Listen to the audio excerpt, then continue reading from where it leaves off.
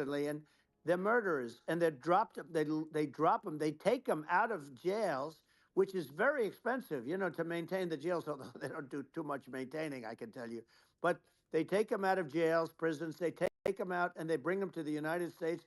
They deposit them in the United States and say, "Don't ever come back, or you're going to be executed." And they don't want to come back, but they won't come back. Sure. But they're coming from Africa. They're coming from Asia.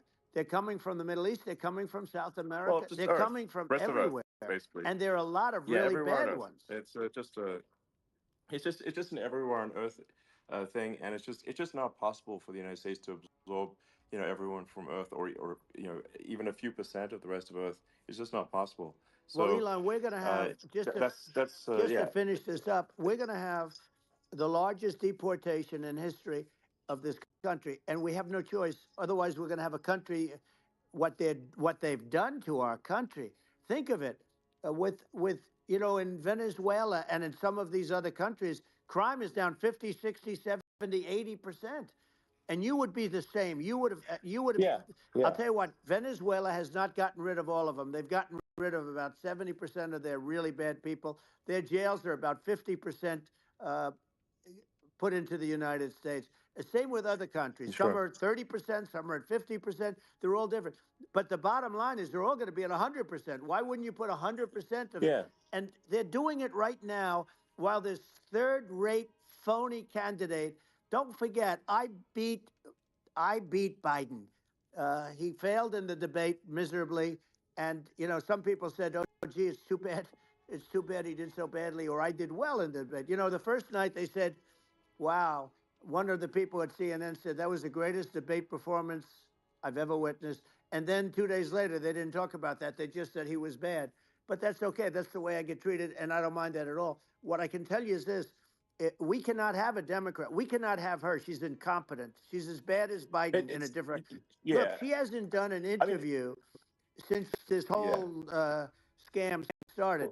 And and say what you want. This yeah, was a coup.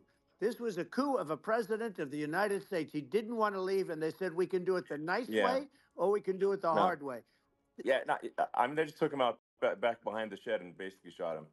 What they did Biden. with this guy, So and I'm no yeah, fan of his, and he was a horrible president, the worst president in history. And one of the reasons he was so bad, first of all, the Israeli attack would have never happened. Russia would never have attacked Ukraine, and we'd have no inflation. And we wouldn't have had the Afghanistan mess, if you think of it, well, and we wouldn't have had yeah, Afghanistan.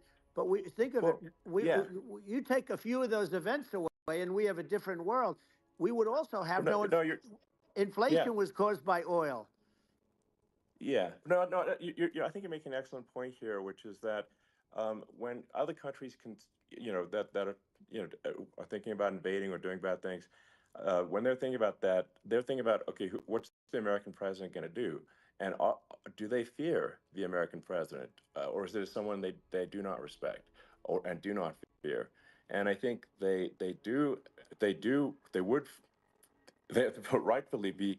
I mean, look at that the footage of the assassination. They're like, okay, you know, uh, President Trump is like, don't mess with me.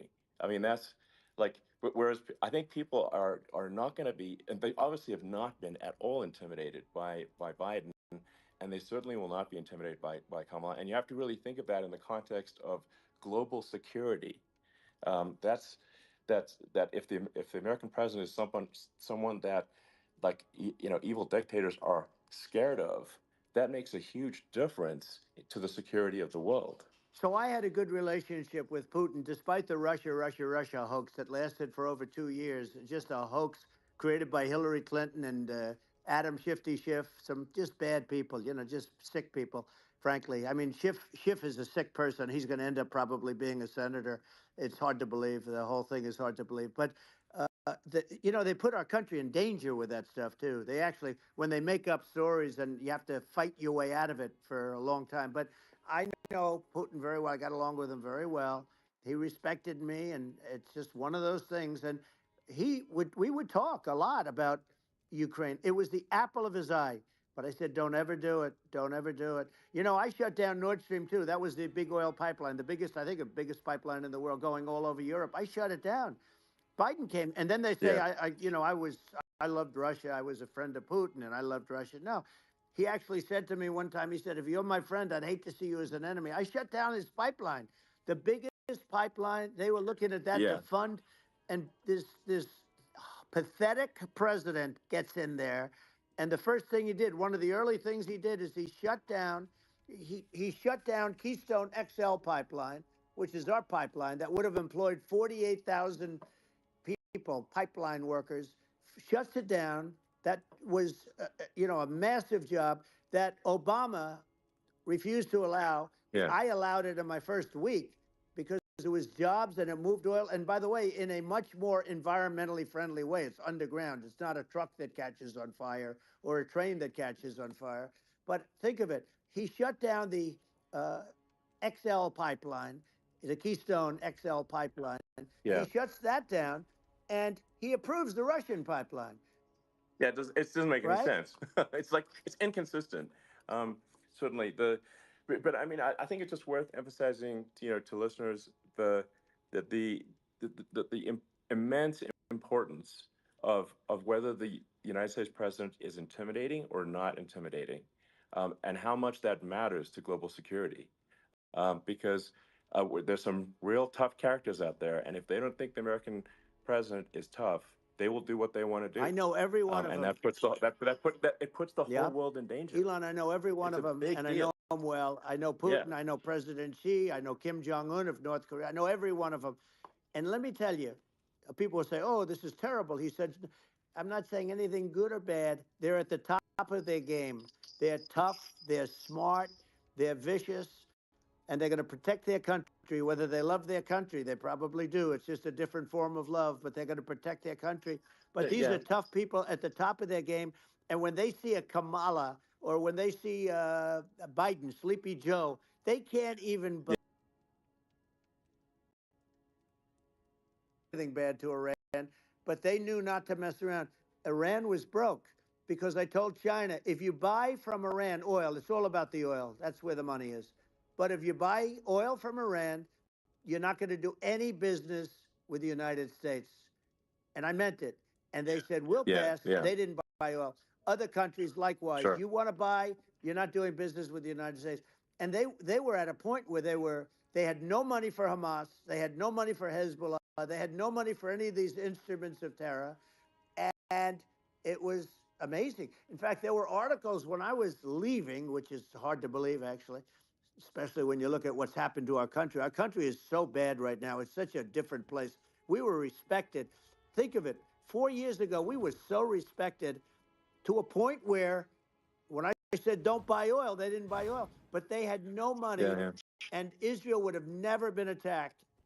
Zero chance. And again, I said to Vladimir Putin, I said, don't do it.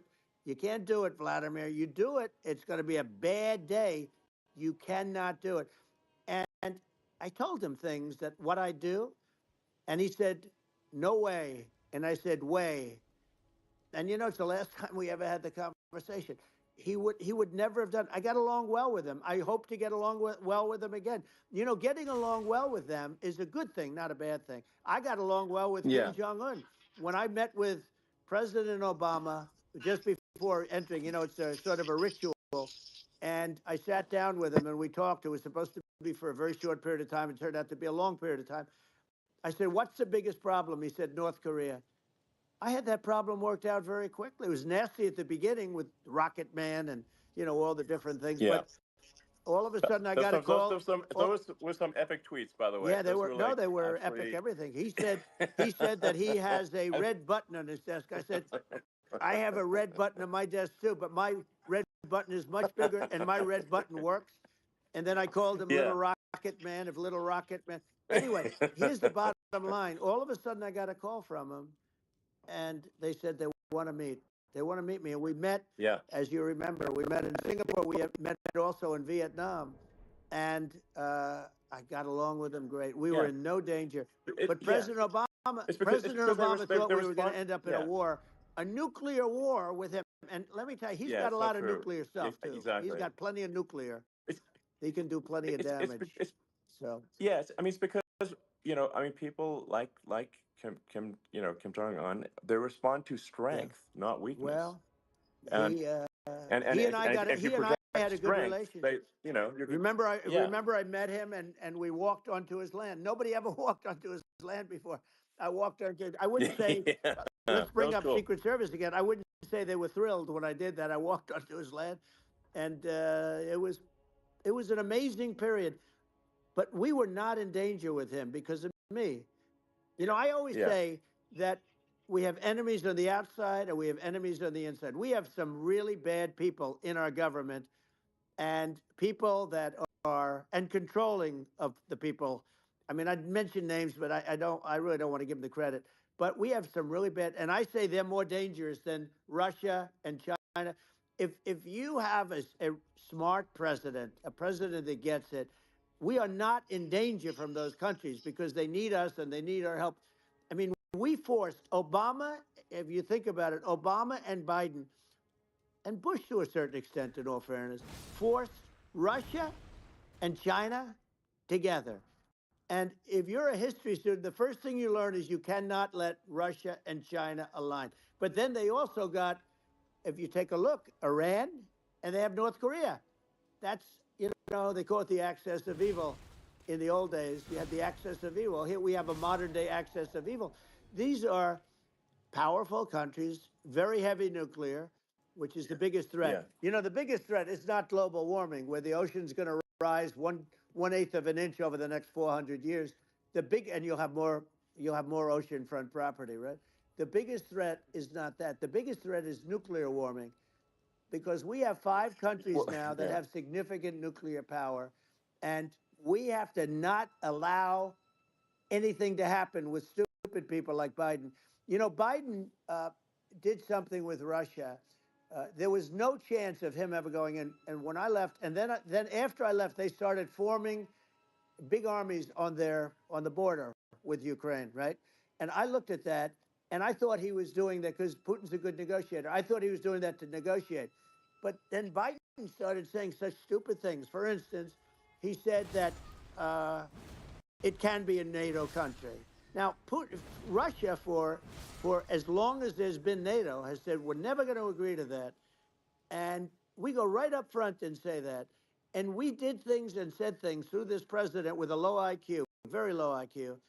He had a low IQ 30 years ago, by the way, but now he might not even have a IQ at all. There's nothing on the board that goes this low. He said things that were so stupid that war would have been that war had zero chance of happening if I were there. Zero chance. He was saying everything Yeah. the opposite. Everything the opposite. And it's so sad because many more people have been killed in Ukraine than you read about. You don't read about how bloody it is and how disastrous. Sure. Hey, look, just in the two armies, you lost 500,000 people. And Yeah.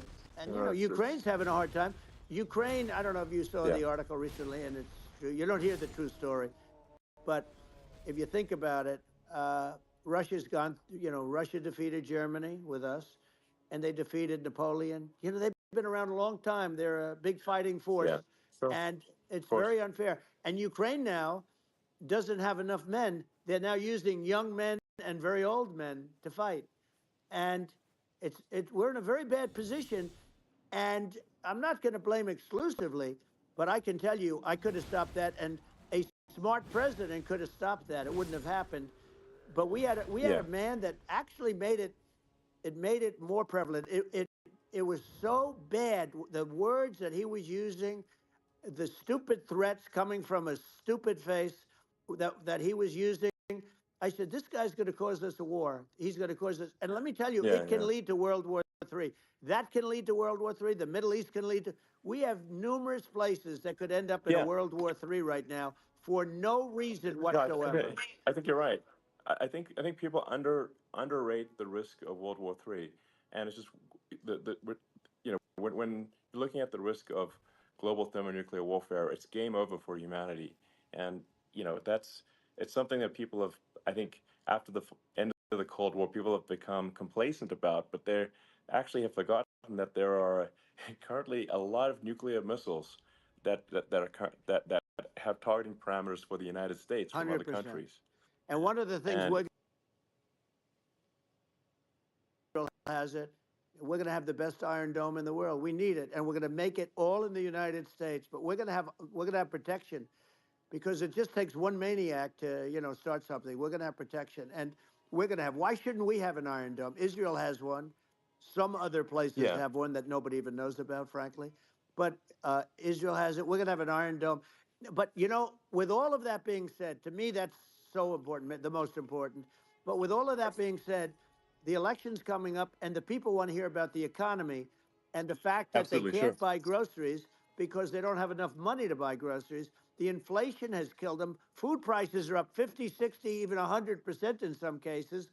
And this stupid administration allowed this to happen. And it's a shame. And that's the thing that people most care about, in my opinion. They care about the border a lot. And we discussed the border at great length. It's nice to have a Yeah, yeah. forum like this where I can discuss something at length. And by the way, you think Biden could do this interview? Do you think that Kamala could do this interview? They would take a pass on No, they you. could not. So they don't need Elon. They don't need Elon screaming out questions. It's pretty sad when you think that somebody that does this for a living can't answer a question or is afraid to do an interview. And in her case, with a very friendly interview, she's got all friendly interviewers. It's pretty sad. Yes, But the absolutely. big thing now is the Well, economy, Elon. yeah, And as much as yeah, I mean, I view nuclear as the single most important thing, but a lot of people don't. A lot of people don't understand that. But it doesn't have to. If I understand it, that's all you need. Because if I was president, you're not going to have that kind of a problem. But the thing that they really is making them angry is what Kamala and Biden have allowed to happen to the What are economy. people It's a thinking then? disaster with inflation. The inflation, it yeah, doesn't matter what you make. The inflation has eaten you alive. If you're a worker or if you're just a middle income person, you can't afford. 4 years ago, 5 years ago, people were saving a lot of money. Today, they're using yeah. all their money and borrowing money just to live. It's a horrible thing Right. that's happening, and we'll end that Well, I think quickly. a lot of yeah, a lot of people just don't understand where inflation comes from. Inflation comes from government overspending because the checks never bounce when it's written by the government. So if the government spends far more than it brings in, that increases the money supply, and if the money supply increases faster than the rate of goods and services, That's right. that's inflation. Um, so really, we need to have we need to reduce our government spending, and we need to re-examine. I think we need like a government efficiency commission to say like, hey, where are we spending money that's sensible? Where is it not Right. sensible? And we need to live within our means. We're currently adding, I think, $1 trillion to the deficit every roughly Right. every 100 days. That's right. And the interest payments on the national debt have now exceed the defense budget. It's on the order of $1 trillion, It's interest. and it keeps Yeah, I growing. rebuilt our military, largely rebuilt our military, did a great job on it, which was so important. We had jets, we had fighters that were, and bombers that were 70 years old. And we did a great job in that. By the way, then we gave 85 billion of it back to Afghanistan, if you can believe it. We gave them 85 billion. They're one of the largest sellers Yeah, of military equipment in the world. They're selling what we gave them. That was one of the most embarrassing days in the history of our country. But if you think about, let's go back to the economy.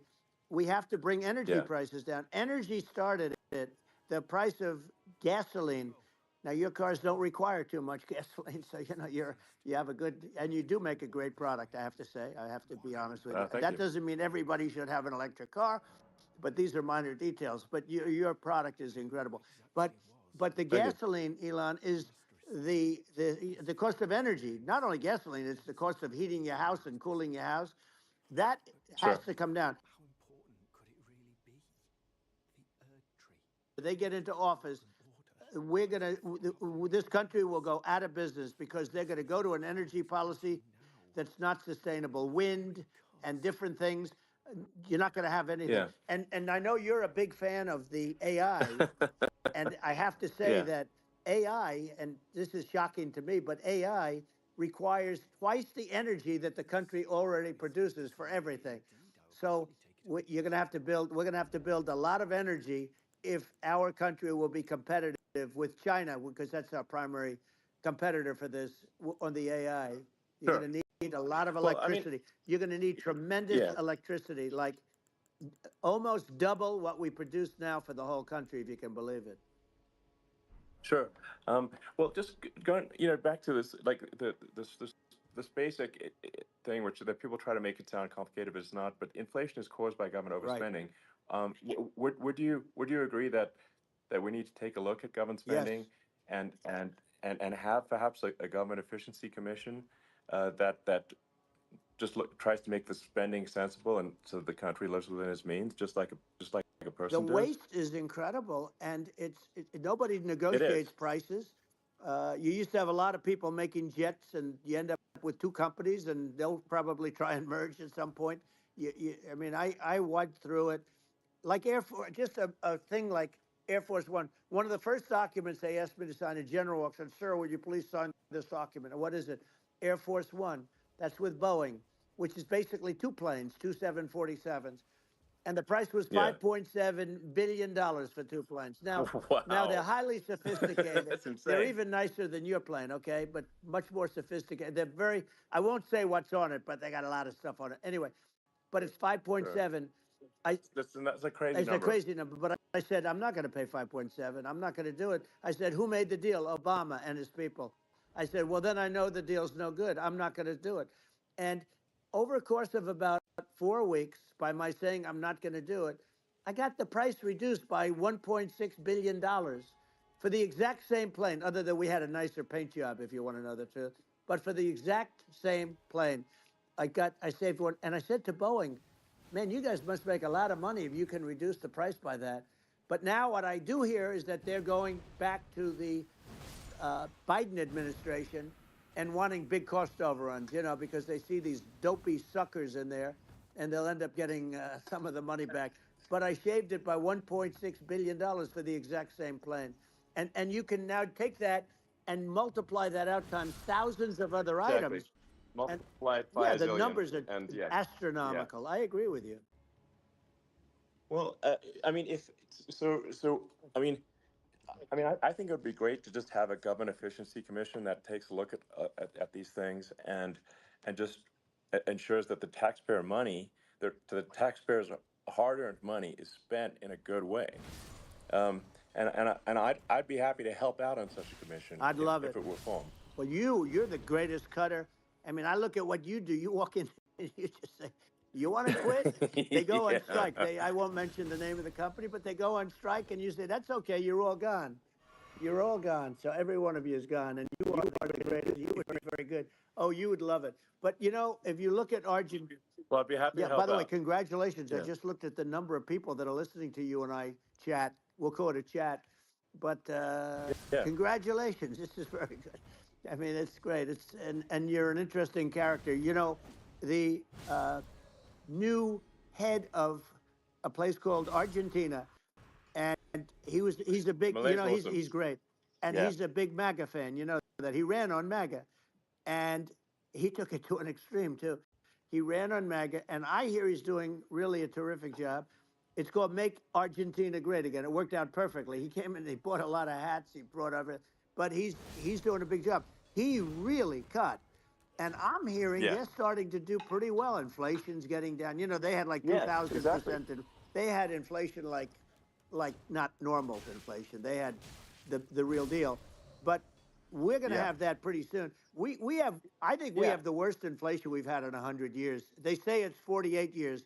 I don't believe it. I think we have the worst. They Yeah. don't include a lot of the items that should be included. You know. Yeah. Well, it's just from government overspending and not spending taxpayer money Yeah.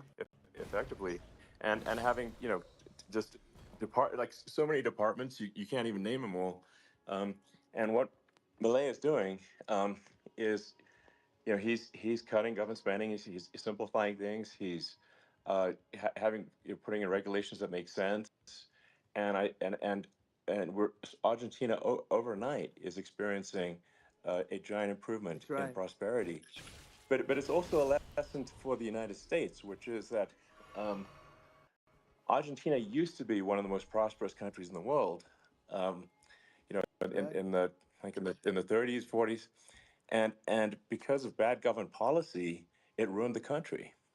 And if you take Venezuela, for example, Venezuela should be incredibly prosperous. They have phenomenal reserves of everything, oil, everything, and it should be prosperous. But if the government's wrong, it impoverishes the people. And so I think we should not be complacent in the United States in thinking that and taking our prosperity for granted, because if with bad government policy we can run the country into the ground, and that's just something people should bear in mind. Don't take prosperity for granted. Well, think of education. So we're ranked at the bottom of every list of the top 40. We're ranked number 40, number 38. Uh, Norway, Switzerland, Sweden, different countries are ranked good. Actually, China's pretty close to the top. They're a top 6 or 7, but we're ranked at the bottom, almost at the bottom, 38, 39, 40. In other words, horrible. And yet we spend more per pupil than any other country in the world. So we spend more. And what I'm going to do, one of the first acts, and this is where I need an Elon Musk, I need somebody that has a lot of strength and courage and smarts. I want to close the Department of Education, move education back to the states, where Yeah, where states like Iowa, where states like Idaho, not every state will do great, because states that basically aren't doing good now. You look at Gavin Newsom, the governor of California. He he's terrible. He does a terrible job. So he's not going to do great with education. But of the yeah, 50, I would bet that 35 would do great, and 15 yeah. of them, or 20 of them will be as good as Norway. Norway is considered great. Uh, you can name them. I mean, just they're so good. Some of Yeah, these countries are so good. But if you go into some of these really well-run states, we have states that don't know what debt is. We have states that have low taxes, no debt, everybody working. They're really well run, sure. and maybe they have certain advantages in terms of location, in terms of the land, or the sun, and the water and the whole thing. There are a lot of advantages that some people have. But if you moved education back to the 50, you'll have some that won't do well, but they'll actually be forced to do better, because it'll be a pretty bad situation. But, Yeah, but if you think well, about it, yeah, you'll have some yeah, of yeah, these states. I'll bet you'd have 30, 35 states. It'll be much better. And you know what it'll cost? Less than yeah, half what it is in Washington. And yeah. these people don't care Well, about the yeah, students in these faraway states. It'd be unbelievable. yeah. I think you're making a good point in that if the states have to if each individual if each state has to compete against other states, then people will That's naturally right. move to states where it's better. Well, like Um, California, as we said, it's a badly run state. I could go through. I got so many friends that are in those states, even if they're Democrats. I hate to mention certain states, but Illinois is badly run with Pritzker. He's a real loser. But yeah, but some of these places are just badly run. But it's almost going to force them to run better, and they won't do a good at initially. But you're not going to do worse than you're doing right now. And I would say that yeah, the cost, you would cut your cost by 50 or 60%. And you'd have a little yeah, yeah, monitor. You want to make sure they're teaching English as an example. Give us a yeah. little English, right?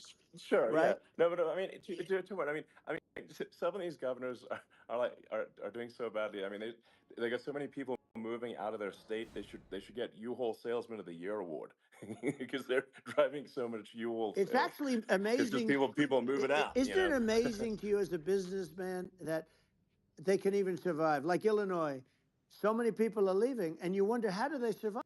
I mean, how do they survive? Uh, I saw where you left California I'll be right and back. you moved to Texas. Texas does a great job. But, I Yeah, mean, I just wonder, how do these states survive when big businesses, a big oil company just left California, as you know, and they moved to Texas. How do these big states survive when they lose so many businesses, and their taxes are already really high? The taxes are among the highest yeah. taxes.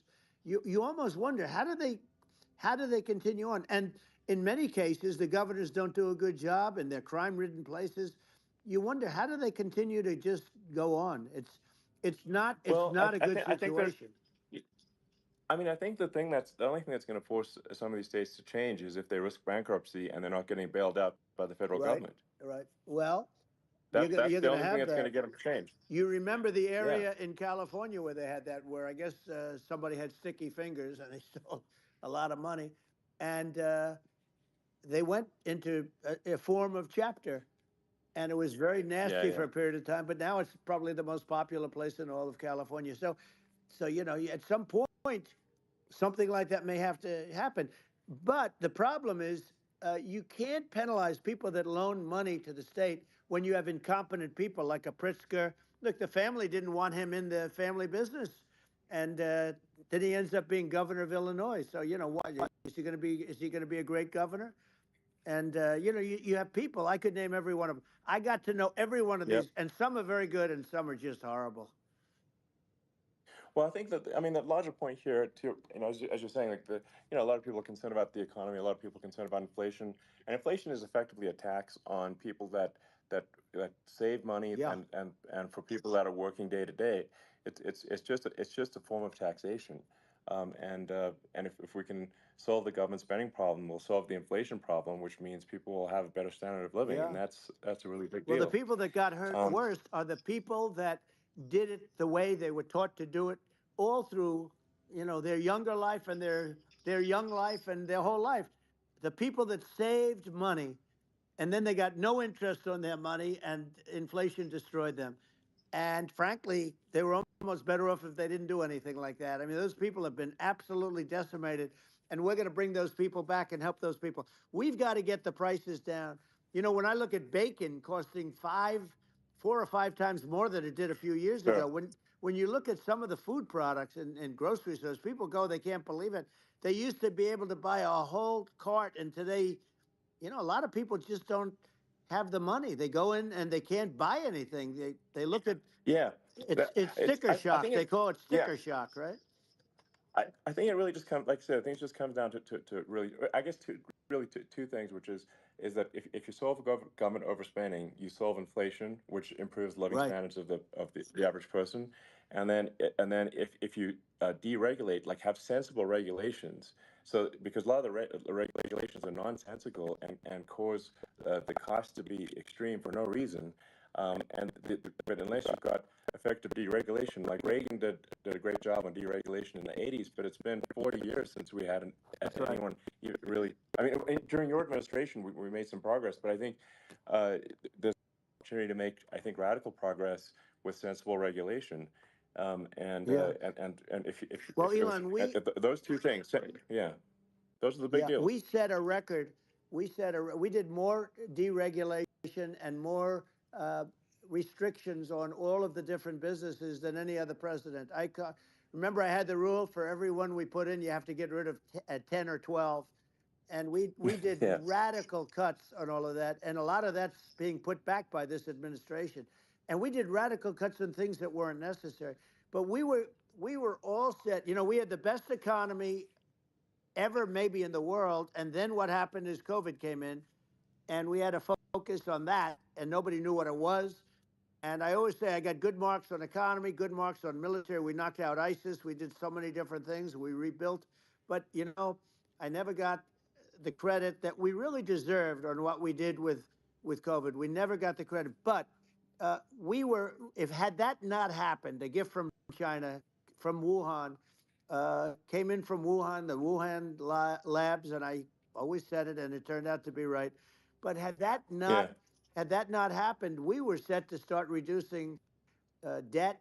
We were going to reduce taxes further. I gave the largest tax cuts, and we were going to reduce taxes still further for middle income people, not only businesses. But we did it for sure, businesses because they're the ones that's why we had the great job numbers. But we were set to really start reducing debt.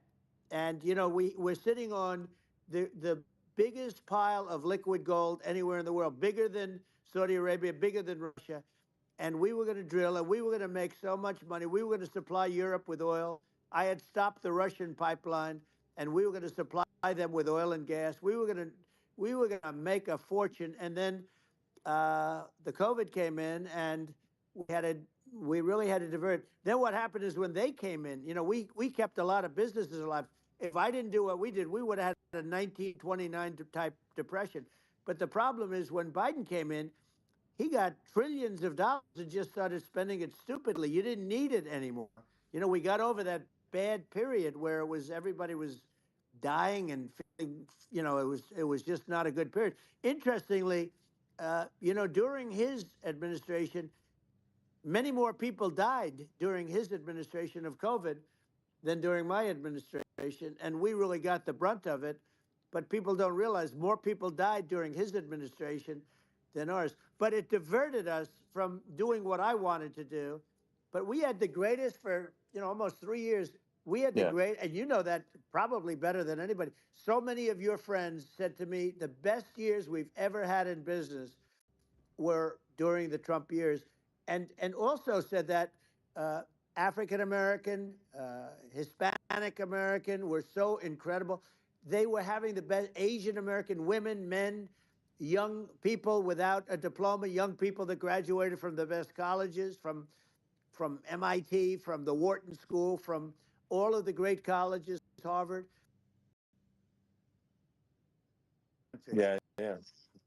Yeah, and absolutely. I mean, I should probably say something about like maybe my views on climate change Yeah, and oil and gas, because I think I'm probably different from what most people would assume, because my views are actually pretty, I think, moderate in this regard, which is that I don't think we should vilify the oil and gas industry and the people that have worked very hard in those industries to provide the necessary energy to support the economy. And if we were to stop using oil and gas right now, we would all be starving, and the economy would collapse. So it's I don't think it's right to sort of vilify the oil and gas industry, and I the world has a certain demand for oil and gas, and it's probably better if the United States provides that than some other sure. countries, and it would help with prosperity in the U.S. And at the same time, obviously, my view is like we do over time want to move to a sustainable energy economy, because eventually you do run out of. I mean, you run out of oil and gas. It's not infinite, um, and there is some risk. I think the risk is not as high as you know a lot of people say it is with respect to global warming. But I think if you just keep increasing the parts per million in the atmosphere long enough, eventually it actually simply gets uncomfortable to breathe. People don't realize this. If you go past 1,000 parts per million of CO2, you start getting headaches and nausea. And so we're now in the sort of 400 range. We're adding, I think, about roughly 2 parts per million per year. So I mean, it still gives us. So what it means is like we still have quite a bit of time, but so there's not like we don't need to rush, and we don't need to like stop farmers from farming, or you know prevent people from having steaks or Right, basic stuff right. like that. Like you can leave the farmers alone, I agree. in How my opinion. crazy is that where I mean, you have farmers that are not allowed to farm anymore and have to get rid of their cattle, and the whole world is yeah, a that's little silly. crazy, but it's largely taken its lead from us. I just say though, I've heard in terms of the fossil fuel, because even to create your electric car and create the electricity needed for the electric car. Fossil fuel is what really creates that at the generating plants. And, so you sort of can't get away from it at this moment. I mean, someday you might be able to. But I do hear we have anywhere from 100 to 500 years left. Much of it hasn't even been found yet. Yeah, But there are tremendous, like Anwar. I got Anwar in Alaska approved. Ronald Reagan couldn't do it. Nobody could do it. Everybody tried. Nobody could do it. I got it approved. The first thing that Biden did was unimprove to get rid of it. He ended yeah, it. His uh, his secretary went in and she ended it. And what a disgrace. That's Anwar. That's bigger, or they think it could be bigger than Saudi Arabia in Alaska. Could be bigger than Saudi Arabia. But they went in and they terminated it. And I'll get it going very quickly, because not only is it big for Alaska, I mean, you talk about economic development, that for the United States, I mean, that is, they say bigger than Saudi Arabia or the same size, and pure, yeah. really good stuff. And, they end it. So I think we have, you know, perhaps hundreds of years left. Nobody really knows. But Yeah, during that I mean, time, my something will estimate, come around that will be yeah, very good. yeah. Yeah. Well, I mean, my estimate would be, a little more uh, aggressive than that, but it's not the sort of like we're all going to die in 5 years stuff. That's obviously BS. Um, but I mean, my view is like if you just look at sort of the parts per million that increments every year, you get sort of 2 or 3 parts per million every year of CO2. Uh, I mean, I think some of that it's problematic if it accelerates if you start going from two or Right. three to say five, and then there may be some situations where you get just a step change increase in the CO2, Mm-hmm. um, and I think we don't want to get too close to 1,000 ppm because like that's actually makes it uncomfortable to breathe. Like just existing in 1,000 ppm CO2 is uncomfortable. That's like that's considered like an industrial hazard. Right. Just so it's that's actually you start getting headaches and stuff. So it's even without global warming, it's not comfortable to live in. So you don't want to get too close to that. But I mean, I think we've got. I think we want to just move over and like and if I don't know 50 to 100 years from now yeah, we're I don't know mostly sustainable. I think that'll probably be okay. Um, so it's not like the house is on fire immediately, but I think it is something we need to move towards. And on on balance, it's probably better to move there faster than slower. But like I said, without vilifying the oil and gas industry and without causing hardship in the short term, I think this can be done without people can still have a stake and they can still it, drive gasoline Sure. cars and it's okay. It's like it's not. I don't think we should vilify people for it, but I think we should just generally lean in the direction of sustainability. And I actually think solar is going to be a majority of Earth's energy generation in the future, and it's certainly trending that way. Mm-hmm. And so you get the solar power, combine that with batteries, so because obviously the sun doesn't shine at night, and then you use that to charge the electric cars, and you have a long-term sustainable solution. And that's what Tesla is trying to move things towards, and I think we've made a lot of progress in that regard. But when you look at our cars, we don't believe that environmentalism, that caring about the environment should mean that you have to suffer. So we make sure that our cars are beautiful, that they drive well, that they're fast, they're sexy. I mean, they're cool. In fact, literally, I made this sexy joke. Model S, Model 3, Model X, and Y spells out sexy. It's probably the most expensive joke out there. Um, but I don't know, I like cheesy humor, So, um, but I'm a big fan of like let's have an inspiring future and Yeah. let's work towards a better future, and we can do so without demonizing Right. people. I'm okay. You know, You know, it's very interesting. You use the word global warming, and today they use the word climate change because you have some places that go up, and so they were getting themselves in a little trouble with the word global warming because not every place is warming. Some places are going the opposite direction. But I'm sort of waiting for you to come up with solar panels on the roofs of your cars and on the trunks of the cars, and it just seems like something that at some point you will come up with. I'm sure you'll be the first, but it would seem that a solar panel on the roofs, on flat surfaces, on certain surfaces might be good, yeah, at least in certain areas of the country where you have the world sure, where you have the sun. But I would think, and I have no idea because that's not my world, but I would think that this would be something that would be interesting. But the one thing that I don't understand is that people talk about global warming or they talk about climate change, but they never talk about nuclear warming. And to me, sure, that's an immediate problem because you have, as I said, 5 countries where you have major nuclear, and probably some others are getting there, and that's very dangerous. That's where you need a strong American president because you don't want to have this proliferation. But you have 5 countries and getting more. China is much less than us right now, but they're going to catch us sooner than people think. They're way lower. Russia and us are number one, and I mean we're sort of tied. and China is far behind, but they're developing at a level that you're not surprised to hear very fast. They'll end up catching up, maybe even Yeah, surpassing. But to me, the biggest yeah, problem is not uh, climate change. It's not, and everything's a problem, but it's degrees. To me, the big problem is the nuclear power. The power of nuclear is so great.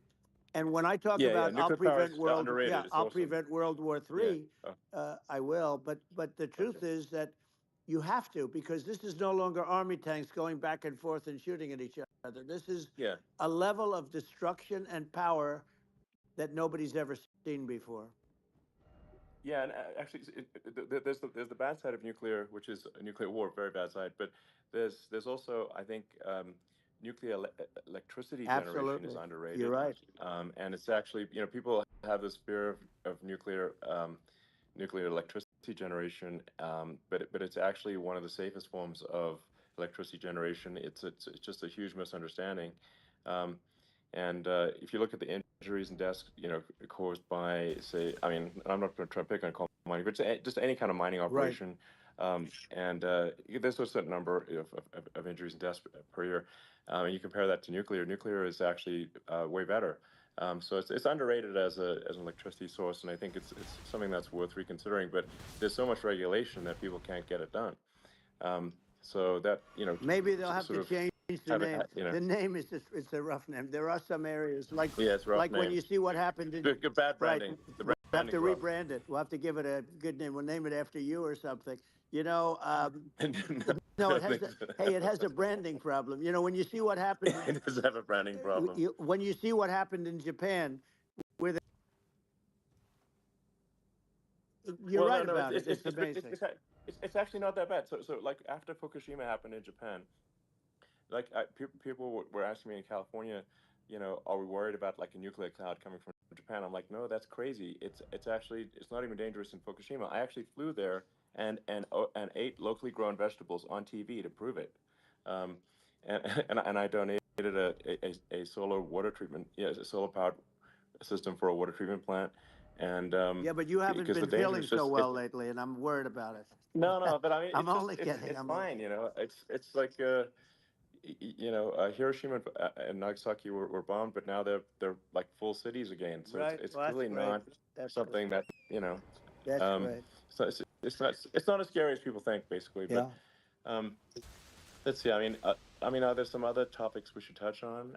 Oh, like lawfare. I think Well, we need to be concerned about. what they've done to Um, this country. obviously, Yeah. yeah. Well, we just won the big I mean, case in Florida. This was a Biden administration did something that's never been done in this country, and that's go after their political opponent, me, with this nonsense and just nonsense. And the big case in Florida we won, but they always pick a judge and a jury, and they use local DAs, they use the local uh, attorney generals like Fani, Fani, spelled yeah, Fani, Fani, and it's yeah, all a big hoax, and it's all run from there. Like in Manhattan, the one of the top people from the Justice Department went in, ran Manhattan, ran the state. The Letitia James deal was run by a person from the Department of Justice, Biden. They've never done this before, sure, and they set up a very bad precedent. It's called lawfare, warfare. yeah, It's a terrible thing, and never happened in our country. It does happen in banana republics and third world countries, but it's never yeah, happened. And the incredible thing is, it actually drove my numbers up because people see, fortunately, I have a platform like you, or, in all fairness, like a conversation like this, where I can talk about it and people understand. I mean, you fight for election integrity and you end up getting indicted because you're fighting for election integrity. And when the day comes that you can't fight for election integrity, you don't have a country anymore. So what happens? What yeah, happens is they went after their political opponent, me. Now Biden's, close to vegetable stage, in my opinion. Okay, I looked at him today on the beach, and I said, why would anybody allow him? The guy could barely walk. Why would anybody allow him? Does yeah, he have a political advisor that thinks this looks good? He thinks this looks good because it looks so bad. and it's ridiculous. I mean, and he's been doing Right, that right. for a long time. You know, he can't lift the chair. The chair weighs about 3 ounces. It's meant for children and old people to lift, and he can't Yeah. lift it. The whole thing is Well, crazy. he's clearly not, I mean, he's clearly like we just don't have a president right You now. don't That's have a just obviously the president, and case. she's going to be worse than him Um, because she is a San Francisco liberal who destroyed San Francisco, and then as Attorney General, she destroyed California. You talk about location, and we're talking about the sun and the water and all. There's nothing better than California. She has destroyed that. She was the original DA. She was the original in San Francisco. She was the original Attorney General in California. What she has done to California is, well, you know better than I do. You just left California for a lot of those reasons. And what she's done with crime, with with cashless bail, where you kill somebody. I mean, we have states now you kill somebody and they let you out right away. I mean, you don't have to even put up, and then they never find the people unless they kill again, and then they let them out again. Our yeah, country is becoming a very dangerous place. And she is a radical left San Francisco liberal. And now she's trying to protect. Now she's looking like she wants to be more Trump than Trump, if that's possible. I don't think it's possible. But she wants to be more Trump than well, Trump. yeah, I want a wall. I I want, think that's you know, she yeah, wants to release all the yeah, prisoners that are in detention, and some of these guys are really bad. right. That just came Yeah, I out just saw today. that. She wants. She Yeah, doesn't want to build the wall, even though the walls work. Walls and wheels. You know, in your business, everything you do is obsolete. Almost, well, not the tunnels, but everything is obsolete. Even your rocket ships, they're like a month later, they're obsolete. You find a better way to. The only thing that's not obsolete is a wall and a wheel. And the wall, you know, I built hundreds of miles of wall, and that's why we had such good numbers. I was going to add yeah, 200 miles. We bought it. We could have flipped it up in 3 weeks, and they sold it for 5 cents on the dollar. That meant I said, "Wow, that means that they actually do want to have open borders." She wants to have open borders, and now she's going like she's tough on the border. It's such a lie. yeah. This is simply not Yeah, true. This is simply no, not and true. everybody Yeah, knows it's it's simply not not true. true. It's a disgrace that she can Yeah, say it. no, I mean, obviously, what's happening sort of overnight is they're rewriting history and making Kamala sound like a moderate when in fact she is far left, like far Worse left. than Bernie Um, Sanders. She is considered yeah, more liberal by far than Bernie Sanders. She's a radical left lunatic. And if she's going to be our president, very quickly, you're not going to have a country anymore. And she'll go back to all of yeah, the things that she believes in. She believes in defunding the police. She believes in no fracking, zero. You don't. Now all of a yeah, sudden she's saying, "No, I will. I really want to see fracking." If they got in, the day she got in, she'll end fracking. And by the way, if people didn't think that, the lunatics that really believe in that, uh, they won't vote for her. You know, like like the yeah, Palestinians and Israel. She is so anti-Israel, and she's bad for both. Biden actually did something that was impossible. Both sides hate him. You know, both sides. That was a hard yeah. thing to do. Unification. Yeah, no, no. I mean, Netanyahu came to give a talk to a joint Senate and House sitting, and I was there, and Kamala stood him up. What does that say? I think Um, it's highly that's disrespectful. And I say, if you're a Jewish person or if you believe in Israel, if you're a person that, you know, is a very pro-Israel, if you vote for her, it's worse than Biden. And Biden was bad. But if you vote for her, you ought to have your head examined. And you see tonight, I mean, as we're doing this, I'm seeing reports coming that they expect an attack tonight or tomorrow from hundreds and maybe thousands of rockets. You know, their Iron Dome, as they call it, as we all call it, but their shield that they build, that can be swamped. We'll use the term that's yeah, appropriate, swamped. But they yeah. swamp it by shooting enough missiles. You know this better than anybody. By shooting enough missiles, So, they can't defend themselves. You know, they just obliterate the whole yeah, place. And that's what some people think they're looking to do. And we have no leadership. There's no respect for the United States of America with these people. And I'm telling you, yeah, she'll be worse than him because she's a believer yeah. No, in I being think you're right. radical left, I and he wasn't. I think you're right. I mean, you really, it's important for the public that may be listening to this to look at Kamala's track record, before the last like month, and say, is that a track record you agree with? And I think if you're an independent moderate, you definitely would not agree with it, because it is her behavior has been far left, and we're seeing just an overnight propaganda attempt to rewrite history and make it sound like Kamala is moderate when she in fact is not moderate.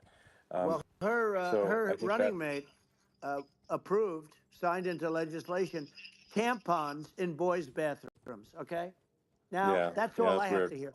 hear. Tampons in That's boys' weird. bathrooms, and that means she Yeah, believes in that too. I mean, yeah, it's not that's she not picked okay. this guy because he was the closest to her. A lot of people thought she'd pick sort of the opposite, but she picked an anti-Israel radical left person. But she is far worse, they say, than Bernie Sanders.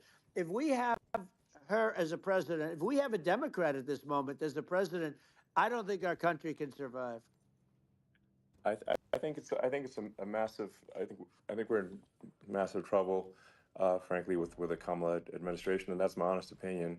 Um, and uh, and I think really it's essential that you win for the good of the country for this election. And I mean that's I'm just stating my opinion. Um, Now, you may have seen this, but I got a letter from the EU Commission, like saying, to not have disinformation on the like during this discussion that we're having, like, and there's a lot of attempts to do censorship and to force censorship even on Americans from other countries, and um, what do you think about that? Well, I know can't sell it. It's impossible. The same thing with our farmers. Our farmers find it very difficult to do business. We have a deficit with them of $250 billion, which people don't know. It sounds so nice, the European Union, but let me tell you, they're not as tough as China, but they're bad. And I let them know it, and that's probably why they notified you. No, they don't treat our country well. We defend them, you know, uh, with Ukraine. So we're in for 250 billion, and they're in for about 71 billion, and they have the same size. It's if you add up the European nations that in terms of an economy, it's about the same size. When you say as us, and they're in Yeah, and they're in much greater risk. They they're right there. We have an ocean separating us from, in this case, the enemy would be Russia. It used to be for the yeah, Soviet Union, but let's assume they're close enough. And what happens is uh, they're in for 70 something million. I think even less than that, billion, and we're in for about 250 billion, and it could be a lot higher than that. And I say, why aren't you going to equalize? Why aren't they paying what we're paying? And they're in much more, it's much more important for them because of the fact that, they're right near there. I mean, they're all sort of in that location. We're not. But yeah, they should, and I did it with NATO. There were only 7 countries that were paid up in NATO out of 28 at the time. And the United States yeah, was yeah, the United States was subsidizing NATO, tremendously subsidizing NATO. And I said, I went yeah, in and I said, you yeah. got to pay up. If you don't pay up, we're not going to defend you any longer. I took a lot of heat, but you know what happened? Billions and billions of dollars came flowing in, and Yeah, I think a lot of the public isn't aware of the fact that the United States pays a disproportionate share of the NATO expenses. and then we get Even though, taken like, advantage of on trade. So think yeah, about it. well, I mean, the point of NATO is defending Europe, and it's it's like then okay, well, why is the United States paying disproportionately more to defend Europe than Europe? That doesn't make sense. That's unfair, and that is an appropriate thing to address. Well, Um, when you talk about so cost cutting and savings and everything else, I mean, honestly, look, there's nobody that feels worse about the Ukraine situation than I do because I know it would have never happened. I know Zelensky. He was very honorable to me because when they went with the Russia hoax and they said I had a phone call with him, he said it was a perfect phone call. It was a great phone call. He could have grandstanded and, said, oh, he was very threatening. He said, no, it was a very nice phone call. I called him up to congratulate him on his win, and you end up getting impeached. because these people are Yeah, yeah, lunatics. I was talking about the difference from the people within and the enemies on the outside. In many cases, the people from within are more dangerous for our country than the Russias and the Chinas. If you have a smart president, you're not going to have a problem with them. You're going to do things. yeah, Now they've taken advantage yeah. of us Absolutely. incredibly, but you're going to do things with the right person.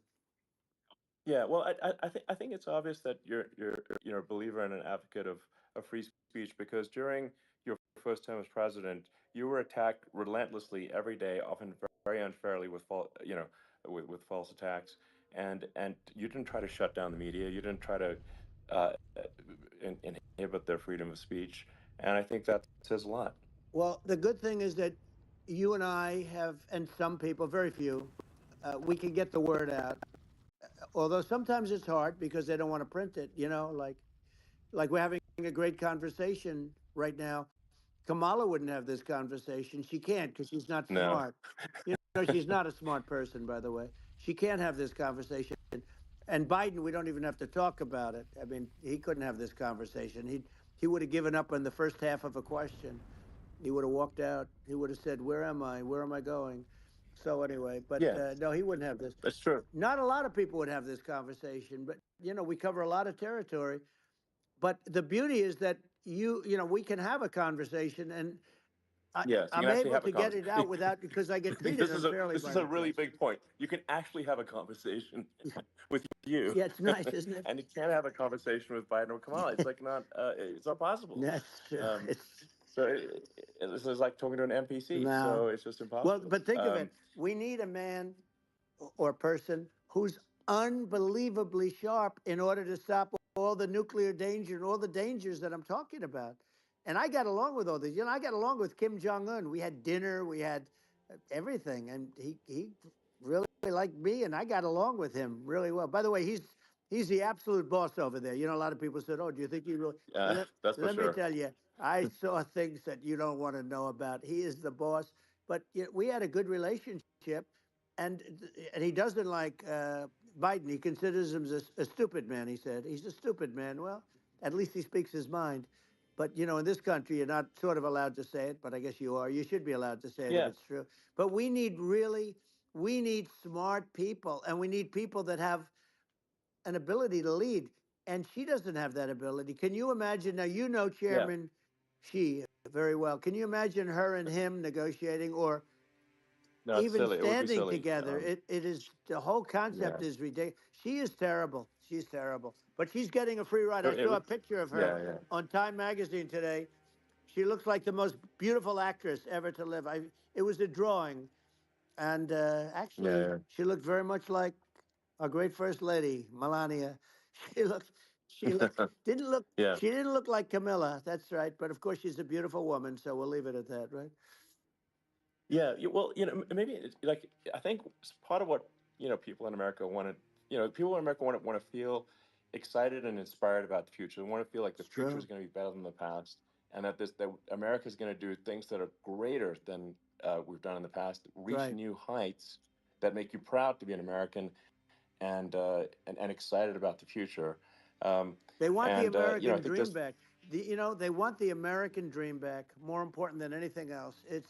It's like you don't have that today because the people they've been just sucked. They see incompetent people running our. You know, the Biden thing is very interesting. People just found him to be incompetent, and when I debated him, I was like, "Is this for real?" It was yeah, it was just absurd. But I think there are like some grand projects that we could do. I mean, I think like we could build a base on the moon. We could send American astronauts to Mars. We right. could build high speed Yep. connections that are more advanced than anything else in the world between our cities, so people have fast transport. Um, that it's possible to solve traffic with tunnels. That's right. We've we already made great progress in Vegas doing that, and and just do things that are exciting and inspiring and make the future feel like it's better than the past. Well, I saw And what you did in Vegas, and I'll tell you, it was amazing. I got to see. I took a big glimpse at it, and it's incredible. It's incredible, and you could do that all over. You could do that all over. It's deep. Yeah, You and don't that's even need much structure, assuming you're in the right areas. no, it's It's straightforward. amazing. So like I think we could do some things that like China's got incredible high speed rail between its cities, but I think it's actually possible with tunnels if with deregulation with an ability to actually where it's like legal to actually do the tunnels. Then you could have high speed tunnels that are actually better than anything else in the world for high speed transport between Yeah. cities, and that would be something that Americans can say, "Wow, okay, we've got something that's cooler than anyone else in the Yeah. world." That's the kind of thing that makes you proud to be an And American. much safer than surface trains, where there is a danger there. With people, with crazy Yeah, people, it's much safer, much better. And it's sad because I've seen some of the greatest trains. I find it fascinating, and I've seen the systems and how they work, and the bullet trains they call them, I guess. And they yeah, they go unbelievably fast, unbelievably comfortable, with no problems. And we don't have anything like that in this country, not even close. And yeah, it doesn't make sense that we don't.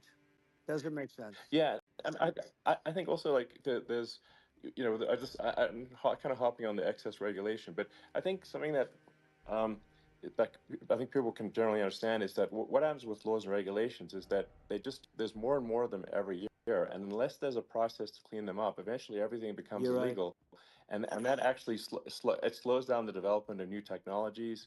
I mean, if you take the sort of like I think there's room for some reform at the FDA Yeah. for Yeah. improving the speed with which we approve drugs that could help save lives and improve people's Yeah. lives. I worked very hard And on that. that, We got that down yeah, to the lowest number ever, and we got therapeutics approved in the FDA that people can't even believe the speed. But I took them on. I don't think they like me too much, but I got things approved in the FDA at numbers that they wouldn't believe. And it's a very bureaucratic group. Actually, it's a fine group of people in many cases. I got to know a lot of them, but I was pushing them really hard for Regeneron, for so many different things that were really pretty amazing. But the FDA takes too long.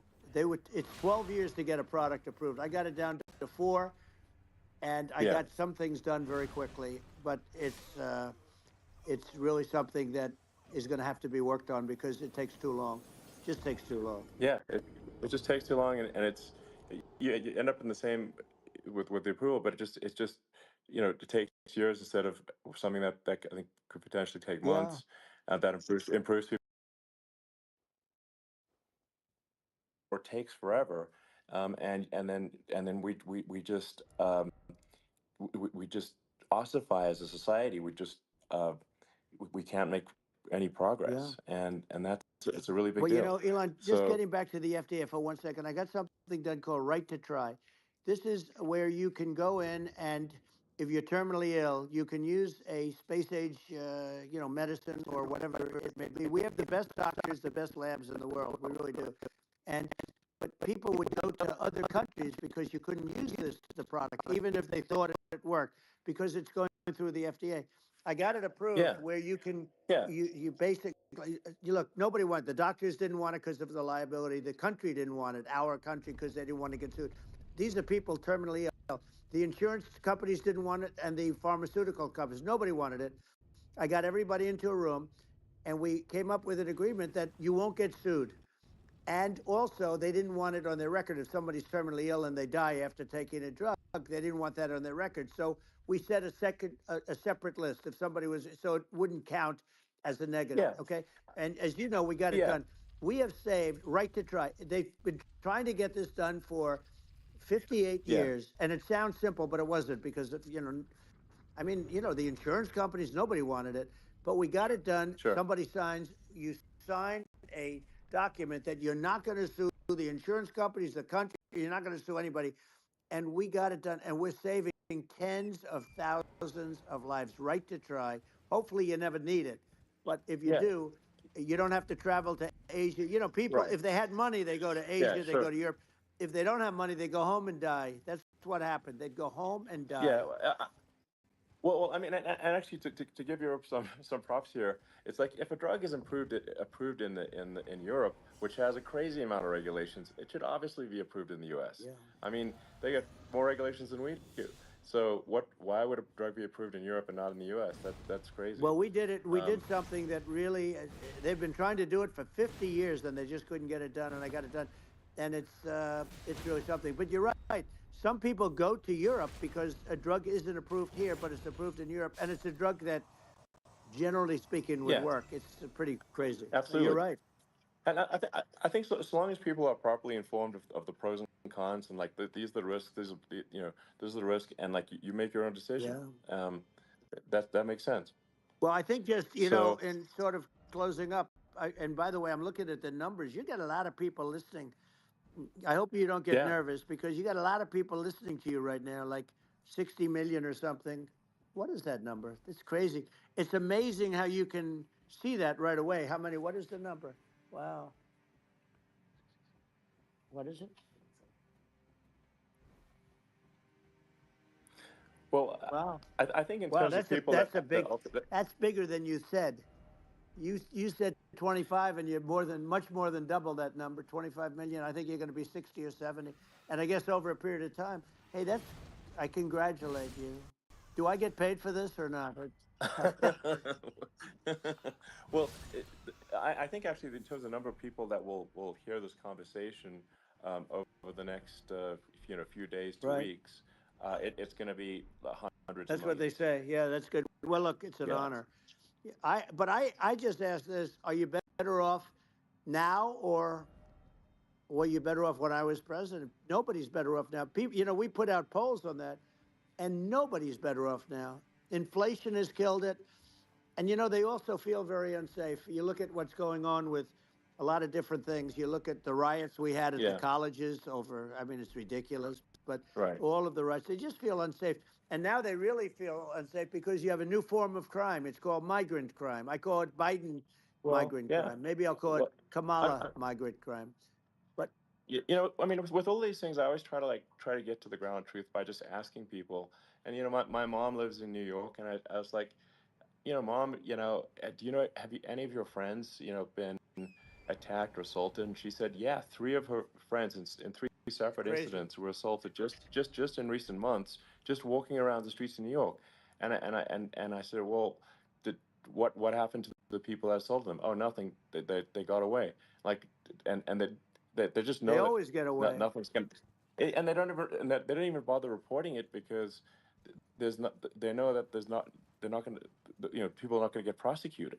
They just let violent criminals out in New York The only with one that gets zero bail. prosecuted is Donald Trump. They don't get, they prosecute Trump. Yeah, I mean it's just obviously messed up Oh, it's terrible. if violent criminals are being getting off scot Yep. free, and meanwhile the New York spending massive resources prosecuting you, and it's like what's this and I think the sort of sensible public looks at this and says what the heck's going on here? This is obviously abuse of the legal system. Um, the legal system is supposed to be protecting the That's right. public from violent criminals, and it should be obviously allowing the public to make their own decision about who should be president, as opposed to some legal case. Once they start this precedent, because this can go on with the next one. I mean, this is a very bad precedent what they're doing in terms of going after their political opponent, and that's all it is. It's going after their political opponent, Yeah, and then you get a judge who's a strong Democrat, and I'm being nice when I say that. In many cases, crooked as hell. But you get a judge and you go into an area where a Republican gets 3 or 4% of the vote, and you'll have a jury pool yeah, with people that hate Republicans or hate. It could sure, also be the other way of though, course. because it could start the other way in areas where they hate Exactly. Democrats, and you get into a Yep. Pandora's box. It's a very dangerous thing for this country, and a very dangerous thing even for the state. New York City is Yep. losing. New York Absolutely. City and state lose a lot of business over what they did to me, because these people say we don't want that to happen to us. That's no justice system. You have an unfair system of Yes. justice, and it's costing New York State a tremendous amount of money. People are leaving and companies are leaving, and they won't come back. So, you know, all of that stuff is important. But the economy now is the big thing, and we can turn that economy up so fast, and people are going to be back again. We're going to get rid of Yeah, inflation. I think there's a lot of Right. opportunity. Absolutely. Absolutely. So And I just I want to think I I want think to congratulate you. You've done an amazing job. You have definitely got a fertile mind. You know, we can talk. You and I can talk about well, rockets and, it's kind of you to say. Thank you. well, tunnels. We can talk about tunnels and rockets and electric cars. So many things. And now you're into the AI, and that's going to be another beauty, I'll say. So Yeah. it's an amazing thing you've done, Elon. It's an amazing thing, and I Well, congratulate you. I mean, thank you. And well, I mean, I just say here, here's to an exciting, inspiring future that people can look forward to and be optimistic and excited about what happens next. And that's the kind of future that I think you will bring as president, and that's why I endorse you. Well, I appreciate that. That endorsement meant a lot to me. Not all endorsements mean that much, to be honest. Your endorsement meant a lot. And, you know, we have a phrase, make America great again. It's pretty simple, but it really says that we want to make America great again. And we can do it. We can do it now. But if we were going to suffer another 4 years like we've suffered for the last 4 years, I'm not sure the country can ever come back. That's how bad it is. It's so bad. We have to do a I lot of think that's a things. very real Yeah, risk. it's a big That's a risk. very real risk. Yeah. And it's I'd just like to note to people listening, like I've not been very political before, and if you look at my record, I've actually been I'm not like sometimes they try to paint me as like a far right guy, which is absurd because I'm like making electric vehicles and solar and batteries, helping them with the environment, and uh, and I actually I I supported Obama. I stood in line for 6 hours to shake Obama's hand when he was running for president, and so it's not like I'm like some sort of dyed in the wool long term Republican. I'd call myself that we're just going to see an even further left uh, administration with Kamala. That's my honest opinion. I mean, her dad is literally. I mean, she was brought up as an actual. Her dad is a Marxist economist. That's you can Google it. I mean, it's not a. We're not making this up. Um, that's how she was brought up. So, uh, and we want to have a future that is prosperous. And I think we're just at this critical juncture, and I think this is a case of the America is going to at a fork in the road, It's true. and I think it will take if the path like you are the path to prosperity, and I think Kamala is the opposite. Then that's my honest opinion. I'm gonna get attacked like crazy, and I've also experienced quite a bit of lawfare myself, and but I'm just trying to tell people my honest opinion, and I haven't been really active in politics before. And I'm just trying to point out that my track record historically has been moderate, if not moderate, slightly left. And so this is to people out there who are in the moderate camp to say, I think you should support um, Donald Trump for president. And I think it's actually a very important junction in the road, and we're in deep trouble if it goes the other way. Well, I want to thank you. And, you know, I actually always did think of you as somewhat left. I must say that. So it's uh, it's Yeah. even more of an Well, that's honor to yeah. have your endorsement. I know how strong you feel about it. But, you know, when you think of her, San Francisco, 15 years ago, I had a great friend, Bob Tish. He said it's the greatest city in America.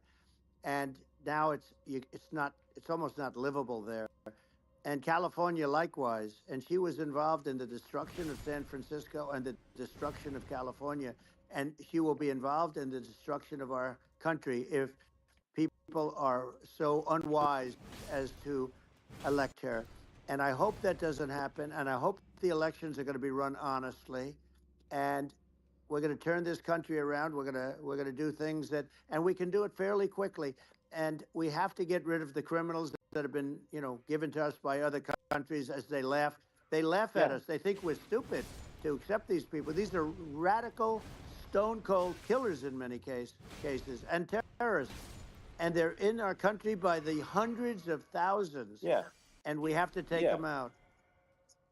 Yeah, I mean, if I could summarize it, perhaps, I think these are issues that I think most people in America would agree with, which is that we want safe and clean cities, we want secure borders, We want sensible government spending. We want to restore both the perception and reality of respect in the judicial system. Just stop the lawfare, and I think that's like, and how are those even right wing positions? I think those are that's just common sense, and that's I mean, would you agree with Yeah, that? 100%. I don't understand, the whole, they call it progressive. They don't like the word liberal anymore, but call it liberal or progressive. I don't understand how somebody could say that it's okay for them to empty prisons into our country. And again, I told you their Yeah, crime rates definitely all not over the world okay. are going way down, which makes sense. In fact, the next time what we'll do is, if something happens with this election, which would be a horror show, we'll meet the next time in Venezuela, because it'll be a far safer place to meet than our country. Okay, so we'll go. You and I will go, and we'll have a meeting and dinner in Venezuela, because that's what's happening. Their crime rates coming down, and our crime rates going through the roof.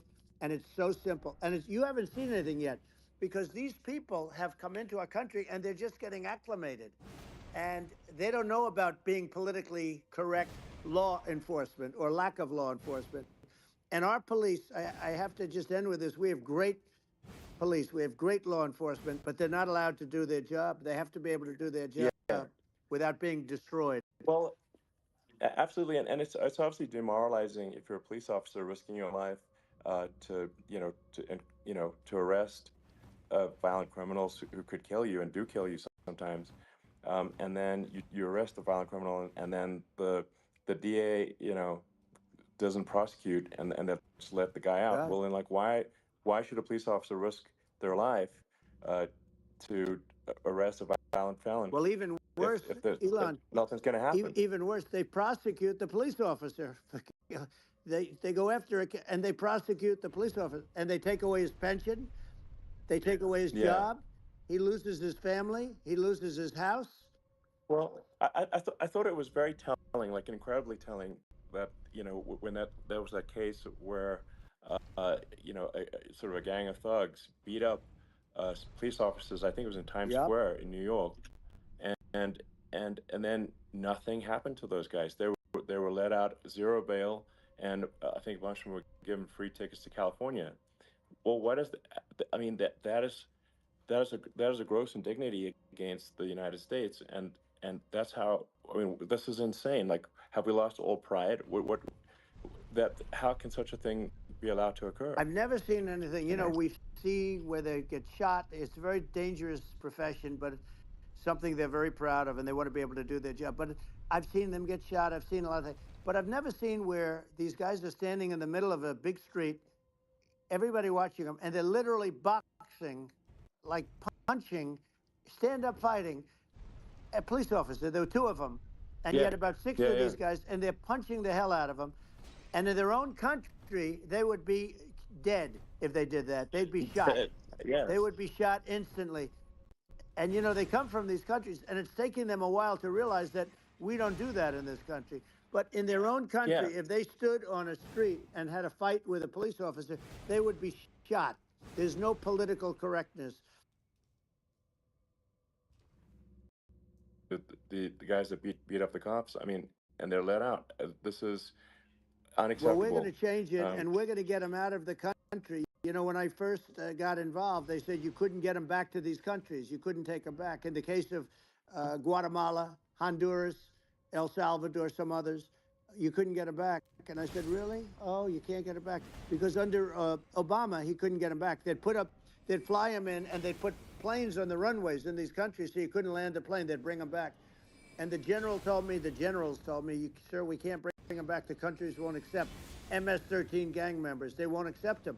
And I said, really, how much do we pay these various countries in terms of economic aid, which is also somewhat ridiculous? And the answer was $750 million. I said, good. Tell them they're in default, they're delinquent. We're not paying them anymore, because they won't accept yeah, their. it's And you know what happened? They all called me, yeah, every yeah, one of them. They said, we would be honored to take them back, sir. We would be honored. It was so easy. But it's one of those things. And we got them back. We took in so many. The MS-13 is probably yeah. the worst gangs in the world. They're the most vicious, violent. We took them out of here by the thousands and got them out of here. And their countries took them back. And because I said you're not getting any more economic aid, and once I said that, they were nice. They wouldn't take them back for Yeah, Obama. yeah, They wouldn't take them back for anybody. And now we have a problem because we have this guy, and they again they don't take him back anymore with Biden because they don't respect him. yeah, yeah. It's just gotta be done. We just can't have yeah, whether they're citizens or not citizens. We can't have, because they won't prosecute citizens either, not just illegals.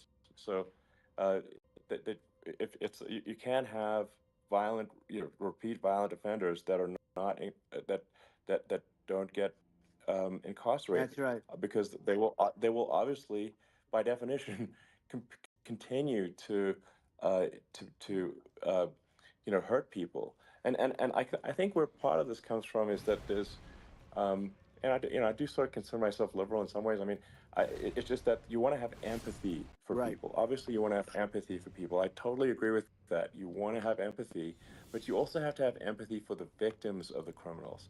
And if you just have empathy for the criminals, it's actually shallow empathy. It's not real. You're not thinking. You're one layer deep empathy. You got to say, like, what if you don't incarcerate this person? Who are they going to uh, hurt? Who are they might kill someone. They might rape someone. If you don't incarcerate them, you have to have empathy for the victims. And there's a lack of empathy for the victims of the criminals, and too much empathy for the criminals. It doesn't make sense. That's why you want to have deep empathy for society as a whole, not shallow empathy for That's right. criminals. And we have to give our police officers the dignity and the respect that they deserve. And we have to let them do their job. They can do a great job, but we have to let them do their job. And if we don't do that, it's going to all disappear. There's never been a society like this where you're allowed to do anything you want and nothing happens. And I'm talking about violent crime. And it's going to get more violent because these are really, really violent people. And we're going to get them out of our country, and we're going to get them back to where, because they were sent here by the presidents and by the various people that run those countries. And I know every one of those guys. And they're smart people, and they're streetwise people. And they really think that the USA is stupid. They think we're run by stupid people, and they happen to be right. But when I was there, we had no problem. We got them out. We took out thousands of MS-13 gang members. We brought them back. And now, again, it's the same old story. We don't do it. And they actually gave them a big increase in aid. They raised it up to billions of dollars, and they get nothing for it. So, I hope everybody's going to vote for Trump, and we're going to get this country straight. Yeah, And I didn't need this. I I'm like you. I didn't need this. I had a very nice yeah, life. I didn't need to go yeah, through yeah, court systems and go through all the other stuff and run at the sure. same time. I have to run. I have to go through fake trials with, in some cases, corrupt judges, totally corrupt judges. I didn't need it. I had a nice life. I have great locations. I have beautiful oceans that I have places. This was, but I felt it was important. And if I had to do it over again, you probably think I'm crazy for doing it, actually. But if I had to do it over again, I would have done it over again because this is so much more important than me or my life. We're going to save this country. This country is going down. And these people are bad people that we're running against, and they're liars. They make statements. They do things that are so bad. They say they're going to make a strong border. They say they've been great on the border, and they've been the worst in history. They say they're Yeah, going to it's stop horrible. Like crime, the and facts speak for themselves. The it's so facts incredible. speak for themselves. Like it's gotten to the point where people just don't even bother reporting crime in a lot of That's cities right. because they know nothing is going to happen. Um, that's what I hear anecdotally from people all the time. Um, so it's just my values. I'm just saying to people out there, like the things I think are important for the future is, like, we've got to have safe cities, we've got to have secure borders, we've got to have sensible spending, and we've got to have deregulation, and Right. so we can have a prosperous future. And then we want to have some exciting, sort of moonshot projects that people can get fired up about.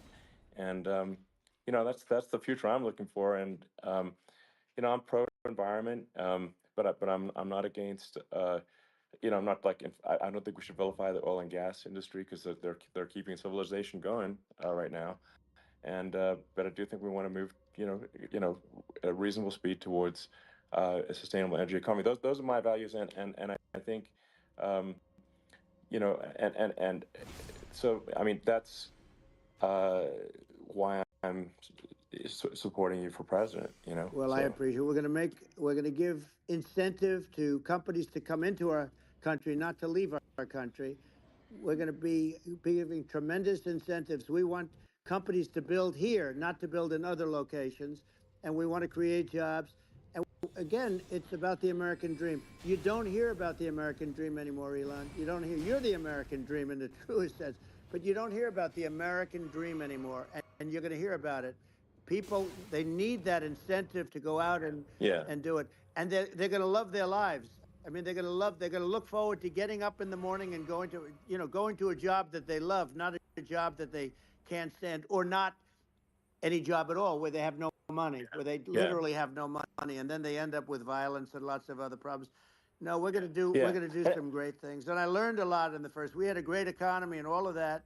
We rebuilt the military. We did so much, but I also learned, the best people. I learned the good people, the smart people, the dumb people, the people that can do things. The people, you learn. When I first came in, I tell people I was in Washington D.C. only 17 times, according to the fake news media. I was in 17 times. I never stayed over. And you don't know people. You rely on other people to give you names, and then you realize the people you relied on weren't so good. Now, we had great people, but we also had some where I wouldn't have, used them had I known. Now I Yeah. know everybody. And I think we're going to really turn things around fast. We have no choice. Otherwise, we're not going to have a country. And I really appreciate this. Has been, to me, it's been a lot of fun being with you. You're an amazing guy. You've done an incredible job and a great inspiration to people. Maybe the most important day in the history of our country, because if Yeah. we don't win, I just feel so sorry for everybody. No, I think we're at a fork in the road of destiny of civilization, and I think we need to take the right path, and I think you're the right path. So I think Wow. that's what it comes down to. Thank you very much, Elon. It's a great honor, and we'll do it again sometime. And it's been really fun, and I hope you got a lot of viewers. I hear you got a lot, but I hope you Sure. got Yeah. I know you got a lot of them. So I appreciate it. I'll see you soon. All right. Sounds good. Thank you. Thank you, Elon. Thank you very much. Bye.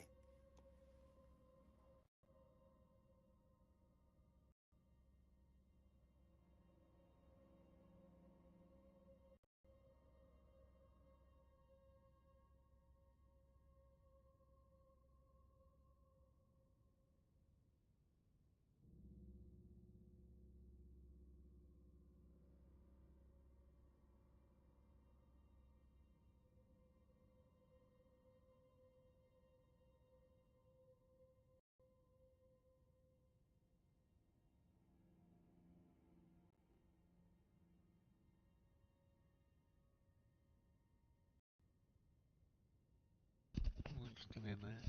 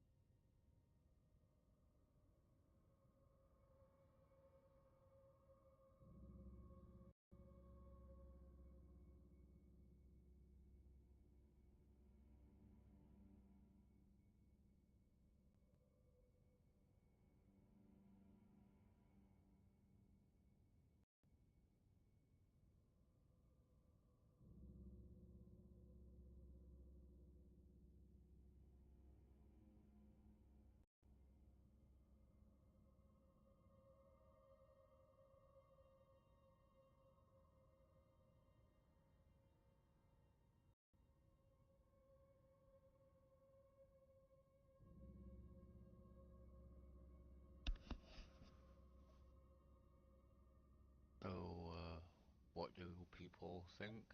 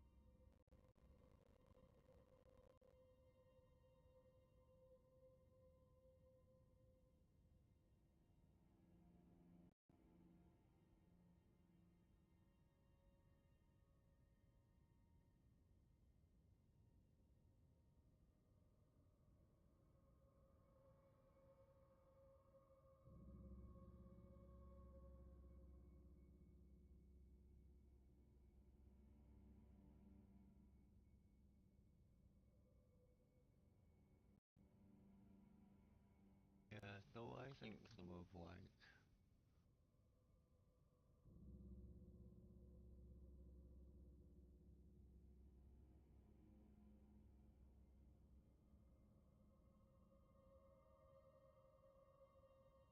it'd be interesting to see like Elon Musk working with the White House trying to get.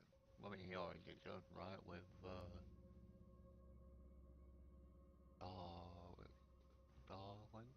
No, does he work with? I don't know if he work with Starlink, but the what's the rocket company called?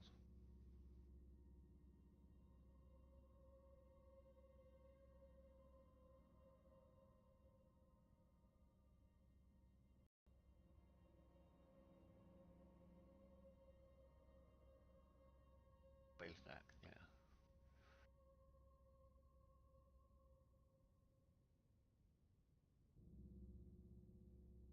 But yeah, kind of. I don't know, maybe.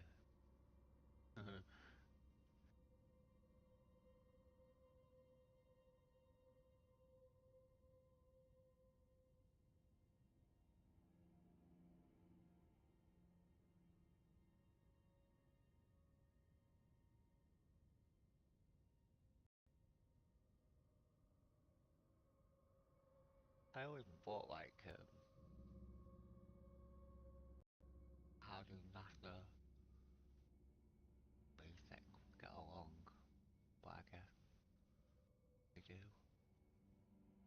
I guess like frontier science, so they enjoy competition maybe, or the help.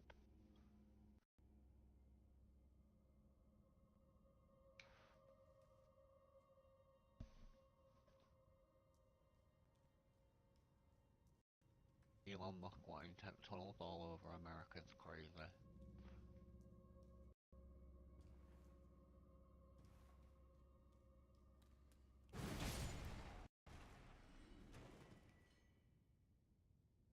Trying to keep malicious things.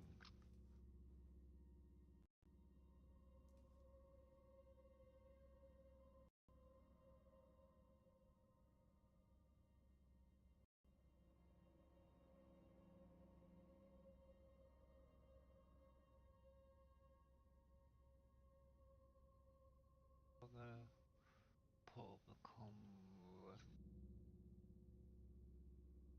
Yeah, we can kind of like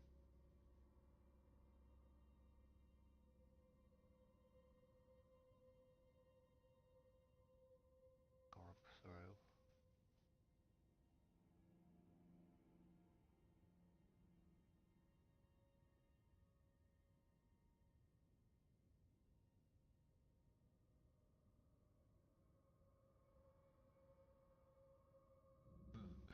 Ma'am, we did it. We executed a DDoS attack on X.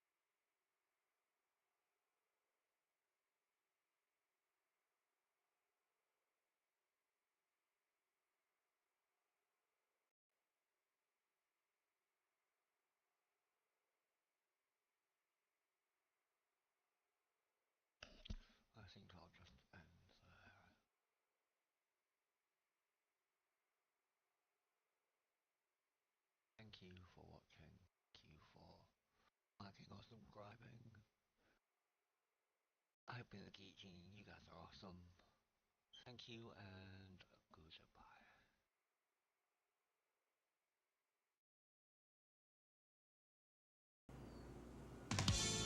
Don't mistake this for the other places. Here you'll find happy faces. Give in to a new temptation. Try our tasteless taste sensation.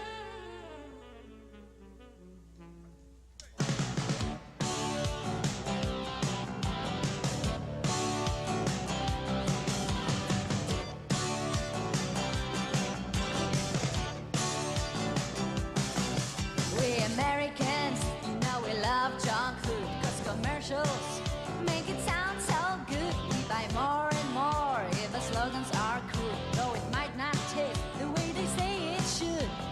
You deserve a pest today. It tastes better, have it your way. Our sandwiches, they only cost a dime, and we said no pest before it's time. We've ate it Wendy's and kernels, fried whoppers, and chicken McNuggets. So there's no need to worry if you scurry down to Red's on the budget. I love Red's on a budget.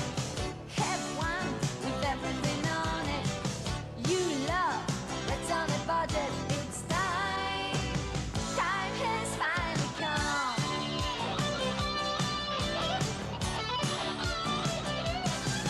Mommy likes them fried and Daddy eats them raw. Jimmy bites the layers and Susie loves the clubs. They taste our quality, it keeps them coming back. 'Cause our sandwiches are made of just pure rat. You deserve a pest today. It tastes better, have it your way. Our sandwiches, they only cost a dime, and we sell no pest before it's time.